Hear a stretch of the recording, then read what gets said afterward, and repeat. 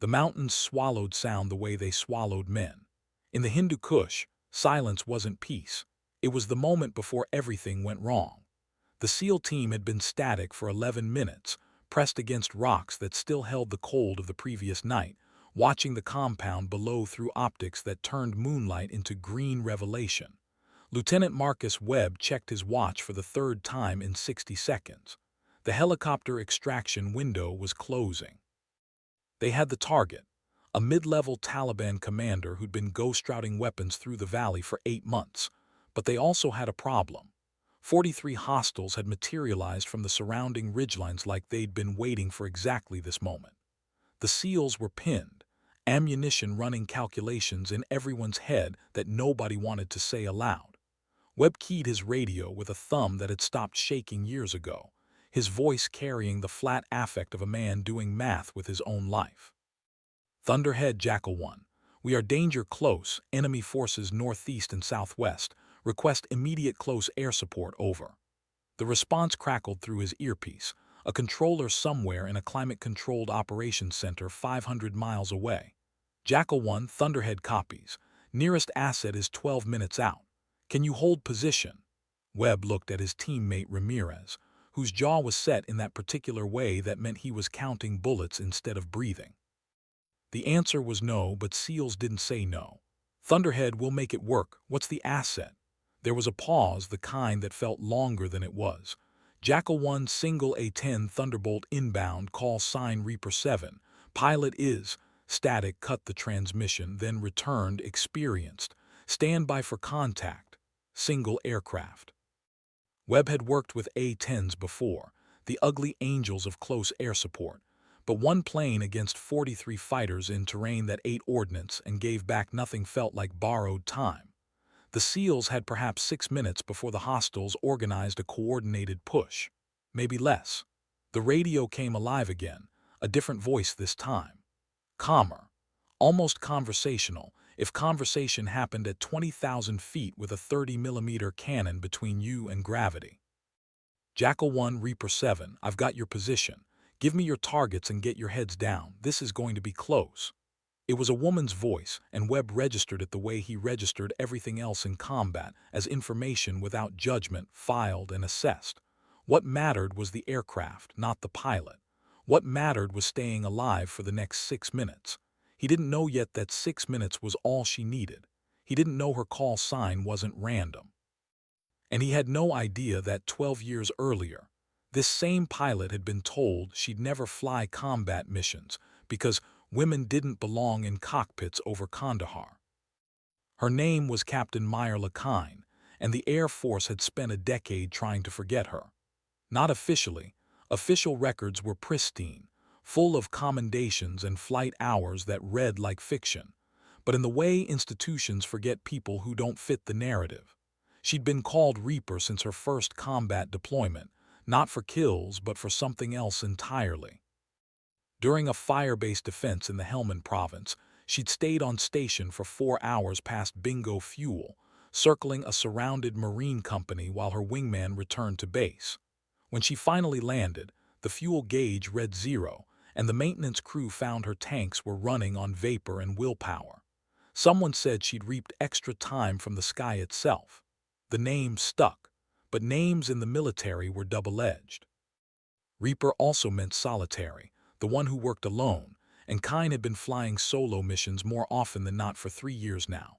Not punishment exactly, just the quiet arrangement of duty rosters that kept her useful but apart. She didn't complain. Complaining required someone to listen. Now she was 31 years old, 4,000 flight hours deep, and inbound to a valley that looked like every other valley she'd kept people alive in. The A-10 Thunderbolt II wasn't beautiful. It was a gun with wings, built around the GAU-8 Avenger cannon the way medieval armor was built around the knight. Kine's aircraft, tail number 810964, named Reckoning in faded paint beneath the cockpit, was scarred with panel replacements and hydraulic fluid stains.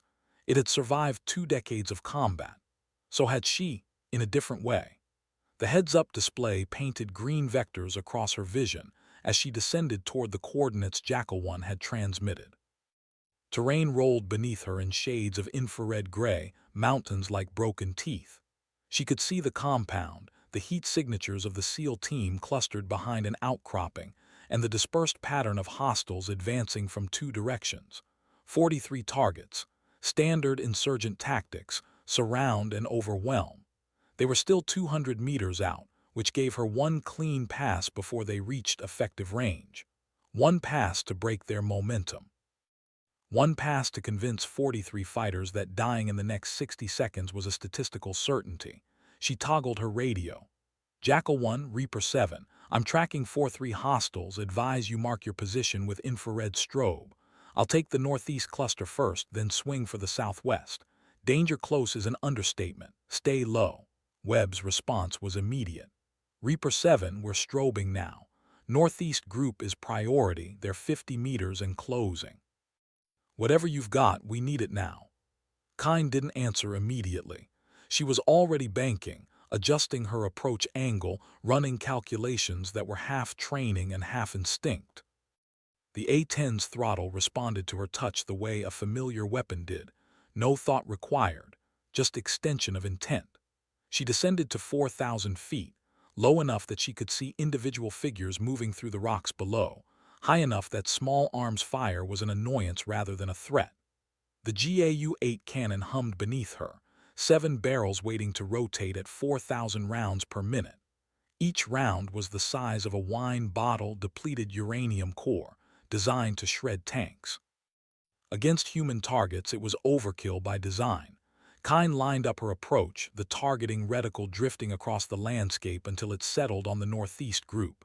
17 hostiles, moving in a loose formation that spoke of experience. They weren't panicking. They were advancing with purpose. That ended when she pulled the trigger. The cannon didn't sound like a gun. It sounded like God tearing fabric, a deep BRRRRT that resonated through the airframe and the valley and probably the souls of everyone below. Tracers stitched across the mountainside in a glowing line, and where they touched, the earth erupted. Rocks exploded into dust. Bodies disappeared. The entire northeast flank ceased to exist as a cohesive unit in 3 seconds of fire.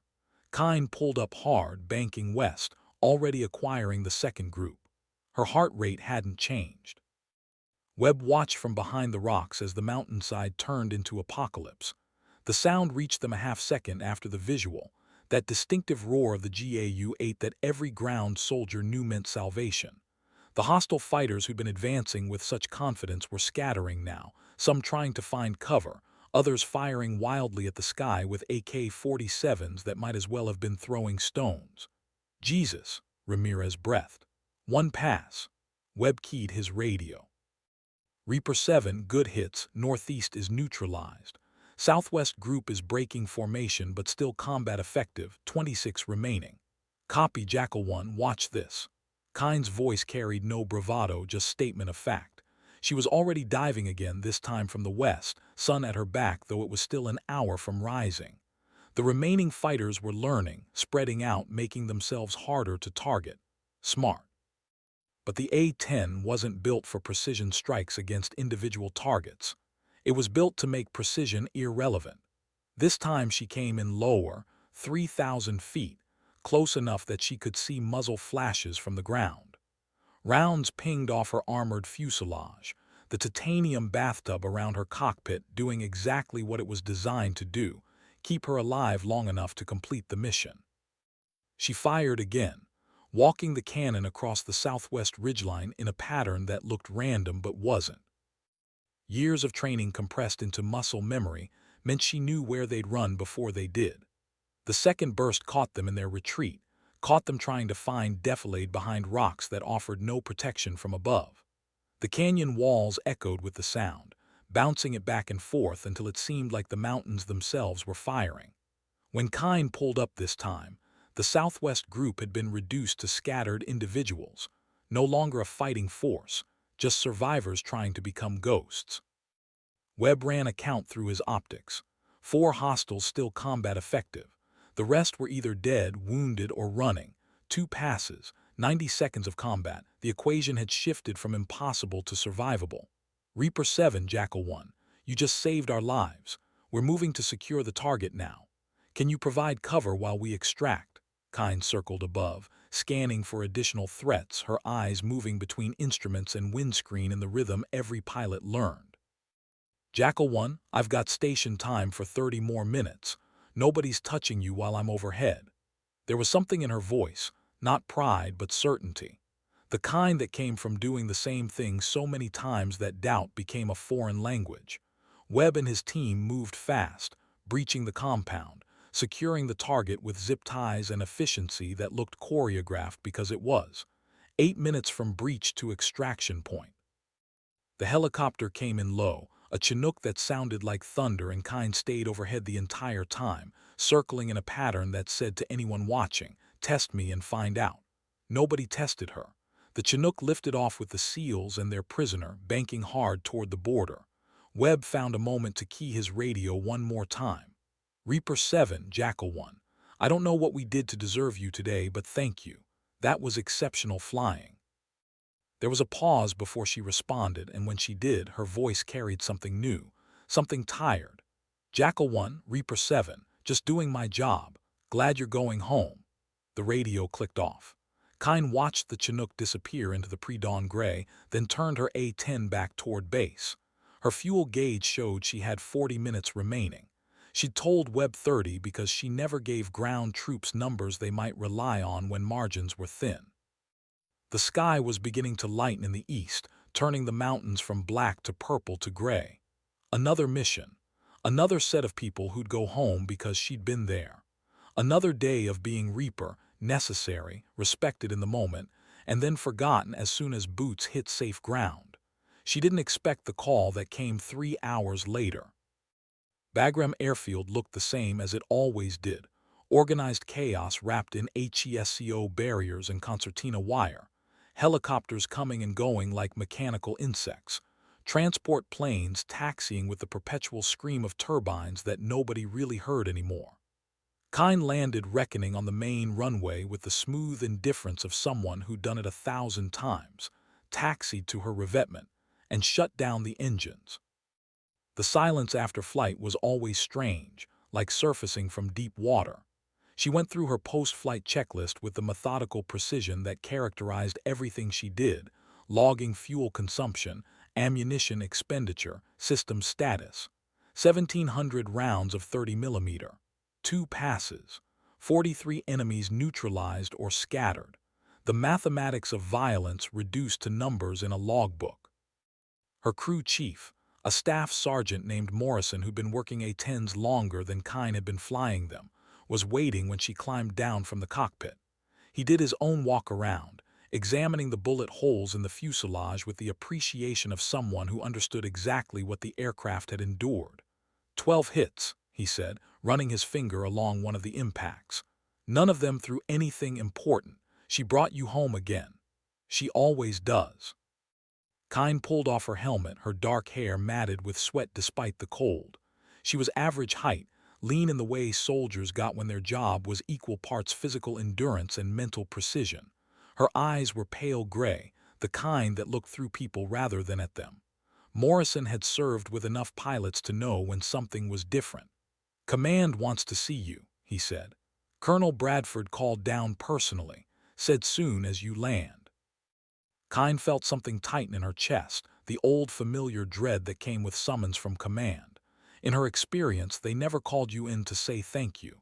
They called you in to explain why what you did, even if it worked, wasn't what you were supposed to do. Did he say what for? Negative, just that it was priority. She nodded, grabbed her flight bag, and headed toward the operations building. The sun was fully up now, turning the dust in the air into amber haze. Soldiers moved around her with purpose, everyone focused on their small piece of the enormous machine that was military operations. She was invisible among them, just another pilot in a flight suit. Nobody looked twice. The operations building was cinder block and air conditioning, maps on every wall showing zones of control that shifted weekly. Colonel Bradford's office was in the back, and his aide, a young lieutenant who looked fresh out of the academy, waved her straight through. Bradford was 50-something, career Air Force, with the kind of weathered face that came from deployments measured in years rather than months. He looked up when Kine entered, and something in his expression made her pause. Not anger, something else. "Captain Kine, sit down." She sat, keeping her posture neutral, hands folded in her lap. Bradford studied her for a moment, then slid a folder across the desk. "You know what this is?" Kine opened it. After-action reports, radio transcripts, and at the bottom a commendation request. She looked up, confused. "Sir, I don't. The SEAL team you pulled out this morning. Their lieutenant filed that the moment they landed. He's also requested that you be assigned as their primary CAS for the remainder of their deployment. They leave in 3 weeks for a high-value target operation. Classified. Deep insertion, minimal support. They want you flying cover." Kine read through the documents again, slower this time. Webb's report was detailed, professional, and filled with phrases like exceptional combat effectiveness and saved the lives of 8 operators. The commendation was for a distinguished flying cross. She'd never been recommended for one before.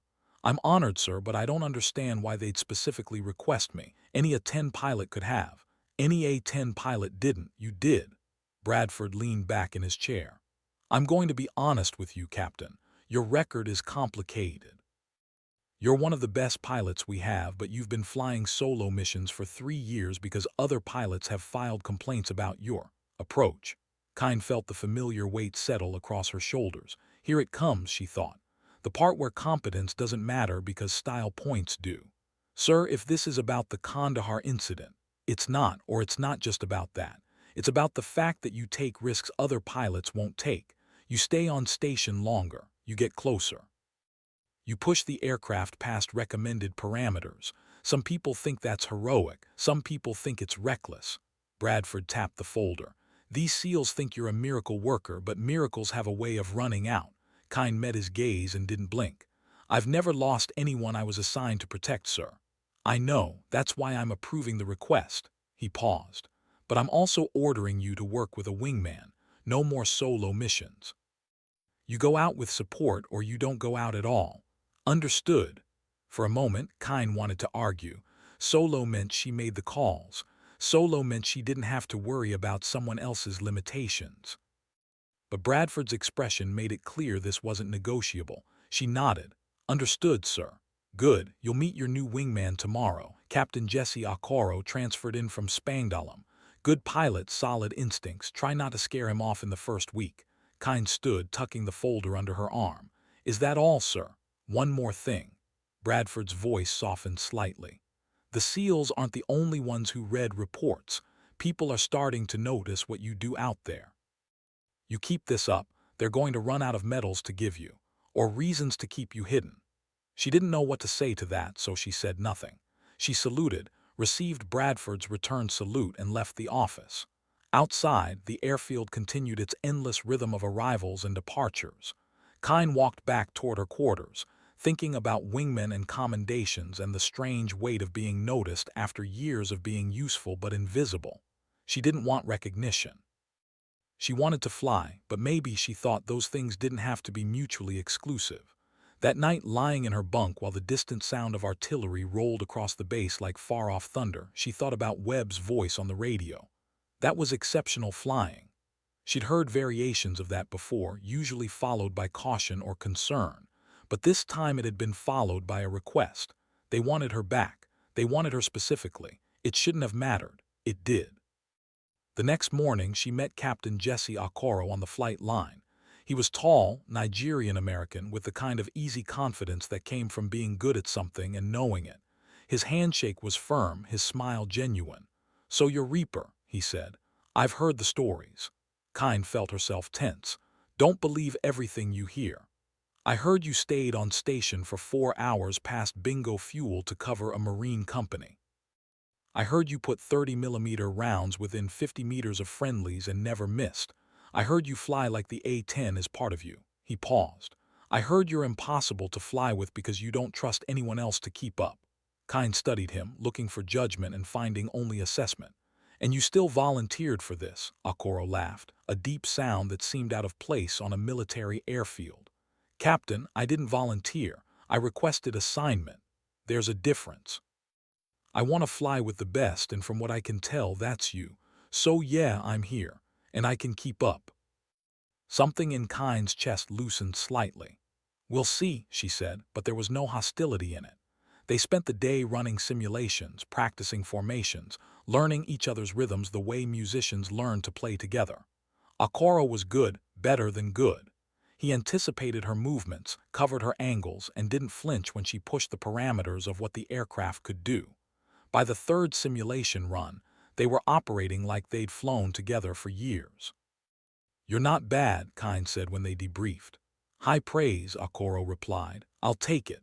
Over the next 2 weeks they flew 6 missions together: convoy escorts, infrastructure overwatch, one emergency extraction that turned hot when Taliban fighters ambushed a supply column near the Pakistan border.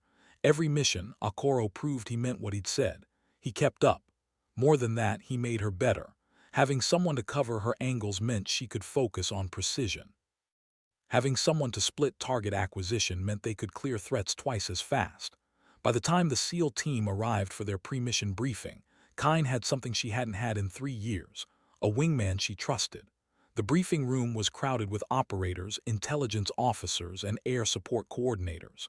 Webb was there along with his team, and when he saw Kine, he nodded with the kind of respect that soldiers reserved for people who'd earned it in blood. "Captain Kine, glad you're on this one. Wouldn't miss it." Webb introduced his team, then ran through the mission parameters.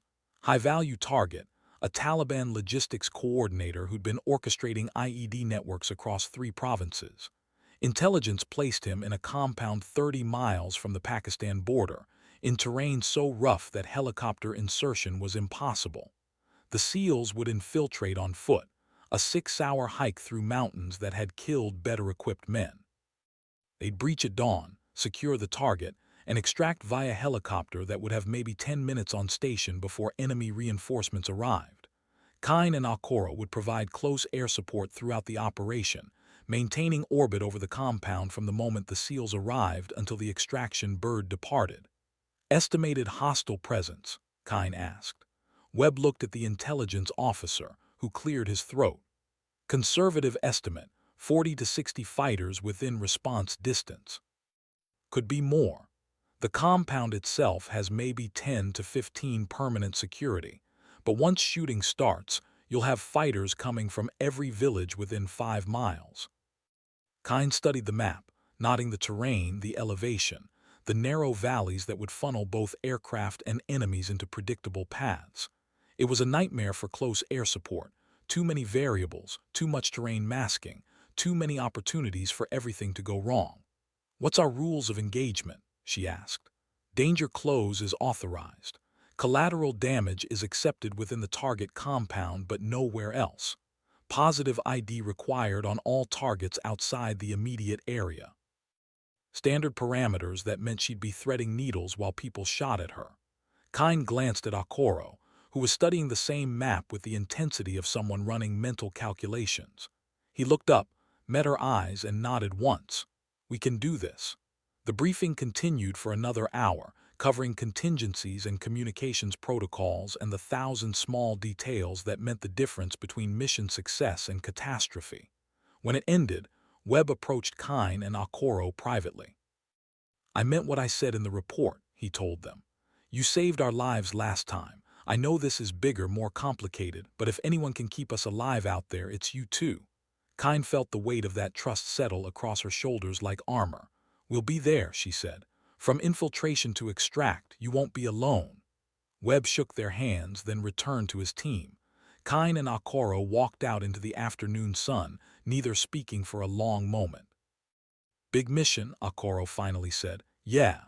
We're going to be out there for 6 hours minimum, probably more. Fuel's going to be tight. We'll make it work. We'll coordinate with tankers, rotate station if we have to." Akoro nodded. "You know they're going to be outnumbered 5 to 1 once this kicks off." "I know. And we're the only thing between them and getting overrun." "I know," Kine said again. She looked at him. "You scared?" Akoro thought about it. "Yeah. But I'd be more scared if I was down there and you weren't up here." It was the right answer. They spent the next week preparing flight planning, weapons loadout coordination, studying the terrain until they could navigate it in their sleep. They flew practice runs over similar valleys, timing their approaches, refining their communications. By the time mission day arrived, they were as ready as they'd ever be. The night before, Kine couldn't sleep. She lay in her bunk, thinking about all the things that could go wrong. Mechanical failure, weather, enemy fire, her own mistakes. At 0200 hours, she gave up on sleep and went to the flight line. Morrison was already there, doing pre-flight checks on both aircraft by flashlight. He looked up when she approached but didn't comment on her early arrival. "Everything's green," he said. "Fresh fluids, full load of 30mm, Mavericks mounted and tested. She's ready." Kine ran her hand along the fuselage, feeling the cold metal beneath her palm. "Thanks, Morrison. Bring her back in one piece." "Always do." Okoro arrived an hour later carrying 2 cups of coffee from the mess hall. He handed one to Kine without speaking, and they stood together watching the pre-dawn darkness begin to give way to gray. Around them, the airfield was waking up, maintenance crews, pilots, ground staff all beginning their shifts. In 1,000 ways, it was just another day. "You ready for this?" Okoro asked quietly. Kine sipped her coffee, bitter and strong. "Ask me when it's over." They suited up as the sun broke over the mountains, checking equipment with the ritualized precision of people who knew that survival lived in the details. Helmet, harness, survival vest, sidearm. Each item checked and double-checked. At 0500 hours, they received the go-ahead. The SEALs had begun their infiltration 3 hours earlier, moving through darkness toward their objective. By the time Kine and Okoro took off, Webb's team would be 2 hours into their hike, still 3 hours from the target. The A-10s rolled down the runway in sequence, Kine leading, Okoro on her wing. The aircraft lifted into the morning sky with the heavy grace of machines built for purpose rather than elegance. They climbed to altitude, then turned east toward the mountains. The sun painted the peaks in shades of orange and gold, beautiful in the way dangerous things often were. Kine checked her instruments, confirmed her weapons systems, and established radio contact with the SEAL team. "Jackal 1, Reaper 7, and Reaper 8 are on station. We've got you covered." Webb's voice came back, slightly breathless from the hike. "Copy, Reaper 7. Good to hear your voice. We're 3 hours from target. Everything's quiet so far." "Copy, we'll be here." And they were. For 3 hours, Kine and Okoro maintained orbit high above the mountains, watching the SEALs move through terrain that looked impassable from the air. They rotated with a tanker once, refueling over the border before returning to station. The waiting was always the hardest part. Combat was reaction, instinct, training taking over, but waiting required a different kind of endurance, the ability to stay sharp while nothing happened, knowing that when something did happen, it would happen fast. At 0815, Webb's voice returned. "Reaper 7, Jackal 1. We've got eyes on the compound. Security looks light, maybe 8 guards visible. We're moving into position for breach." Kine's heart rate increased slightly, adrenaline beginning to filter into her bloodstream. "Copy, Jackal 1, we're overhead. Call when you need us." The next 5 minutes passed in silence. Kine imagined what was happening below, the SEALs moving into position, checking angles, preparing breaching charges. The moment before violence was always the quietest. Then Webb's voice, sharp with urgency. "Reaper 7, we're breaching now." The sound of explosions carried even through the radio, followed by gunfire, sharp and rapid. "Taking fire, multiple hostiles in the compound. We need eyes on our perimeter. Enemy reinforcements are already moving in from the northeast." Kine was already diving before he finished speaking, Okoro matching her descent. Her heads-up display painted the compound in thermal contrast, heat signatures moving, some grouped together, others spreading out. She could see the SEALs, clustered near the main building, and she could see the hostiles, more than the intelligence estimate, maybe 20 just in the compound. And beyond in the hills, more signatures moving. A lot more. "Jackal 1, Reaper 7, I'm tracking multiple enemy groups converging on your position. Estimate 40 to 50 hostiles inbound, ETA 2 to 3 minutes. Where do you need me?" "Reaper 7, we've got the compound locked down, but we're about to be surrounded. I need you to break up those groups before they get organized. Danger close authorized, we're inside the main building." Kine toggled to Okoro on their private channel. 8, you take the northeast group. I'll handle the southwest. We clear the perimeter, then work inward." "Copy, lead, on it." They split, two aircraft diving toward different points of the compass, and the valley erupted into thunder. Kine's first pass caught the southwest group in the open, fighters running across a ridgeline with the confidence of people who didn't expect opposition. The GAU-8 corrected that assumption with prejudice. 30mm rounds turned the ridgeline into devastation, and the fighters who survived scattered into rocks that offered concealment but not protection. She pulled up hard, banking east, already scanning for the next threat. Okoro's voice came through, calm and measured. Lead northeast group is suppressed. I'm tracking a secondary group moving in from the north, maybe 15 hostiles. Engaging now. Copy, 8. Watch your altitude, the terrain's nasty up there. The next 10 minutes were chaos distilled into tactical decisions made at 400 knots. Kine and Okoro worked the perimeter like surgeons, cutting apart enemy formations before they could coordinate, breaking up advances before they gained momentum. The A-10s roared through the valley, cannon fire echoing off mountains, transforming what should have been an overwhelming assault into a fragmented disaster for the Taliban fighters. But there were so many of them. For every group they scattered, another appeared. Kine could see them on her display, heat signatures streaming in from surrounding villages like blood vessels converging on a wound. They kept coming. Jackal 1, Reaper 7. You've got hostiles approaching from the east, 10 contacts, 200 meters and closing. I'm Winchester on cannon for the moment, switching to Mavericks. Stay inside. Copy, Reaper 7. We're secure, but we need 5 more minutes to extract the target. 5 minutes in combat was eternity. Kine armed a Maverick missile, locked onto the eastern group and fired. The missile streaked downward, impacting with a blast that obliterated the lead elements and sent the survivors diving for cover. Okoro was engaging targets on the opposite side, his cannon fire precise, controlled. They were doing it. They were holding the perimeter. Then the radio crackled with a new voice, one of the SEAL team members, younger, stressed. We've got a technical moving up the access road, 50 cal mounted. It's going to have line of sight on the extraction point in 30 seconds. Kine scanned her display, found the technical, a Toyota pickup with a heavy machine gun mounted in the bed, racing up a dirt road toward the compound. That 50 caliber could shred a helicopter, could kill the SEALs if they were exposed during extraction. She checked her position. Too far out, wrong angle, she'd never line up a shot in time, but Okoro was closer. 8, you've got that technical. I see it, I'm on it. Okoro's A-10 dove from altitude like a falcon, steeper than regulation, faster than recommended. Kine watched, holding her breath as he lined up the shot while the technical raced forward. The window was maybe 2 seconds. He fired. The GAU-8's distinctive roar echoed across the valley and the technical exploded in a ball of fire and shredded metal. Okoro pulled up, his aircraft passing less than 500 feet above the explosion. Technical down. How are we doing on time, Jackal 1? Webb's voice carried relief. We've got the target. Extraction bird is inbound, 1 minute out. Keep them off us for 60 more seconds. 60 seconds.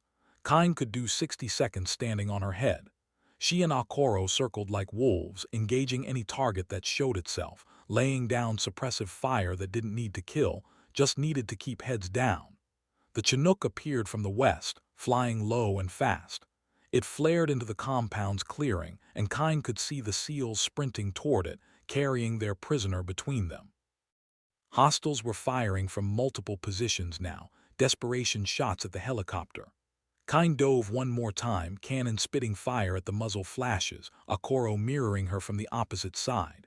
They turned the compound's perimeter into a wall of suppressive violence, and the Chinook lifted off with the SEALs aboard, banking hard toward friendly territory. Webb's voice cut through. Reaper 7, Jackal 1 is secure and outbound. Mission successful. Thank you doesn't cover it, but thank you.